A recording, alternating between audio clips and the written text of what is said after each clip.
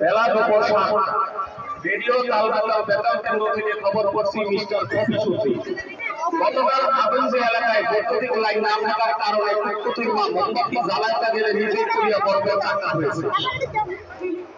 একথা শুনে মিস্টার টাকা সরকার খুশখুশের মাকে ধন্যবাদ জানাই।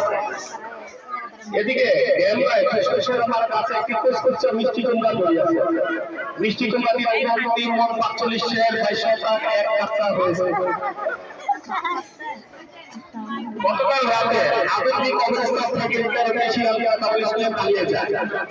তবে পালিয়ে বেশি দূর যেতে পারেনি, যাত্রাবাড়ি ওভারব্রিজ করে ধরা হয়ে যায়। এই সময় তাদের কাছ থেকে প্রচুর পরিমাণ ল্যাব টেস্ট উদ্ধার করা হয়েছে।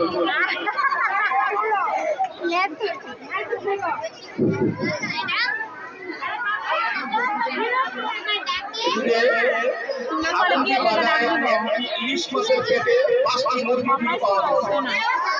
এই ডিমগুলো বের করার সাথে সাথে 5টি খুলে সাথের দোকানে আগুন লেগে যায়। তবে এতে কোনো হতাহতের খবর পাওয়া যায়নি, তবে 5 জন নিহত ও 3 জন আহত হয়েছে। বাংলাদেশ থেকে একটি বিমান সিঙ্গাপুরে যাওয়ার পথে 3টি মশার সাথে ধাক্কা লেগে বিমানটি গুলি করে আহত হয়েছে। আহত বিমানটিকে ঢাকা ফরিদপুর হাসপাতালে ভর্তি করা হয়েছে।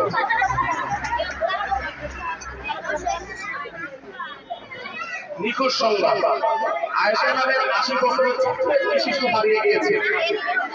তার পরনে ছিল ছোট্ট একটি ঘোড়া।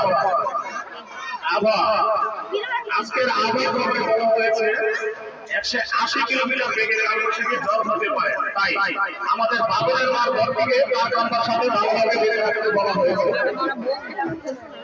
খবর শেষ হলো।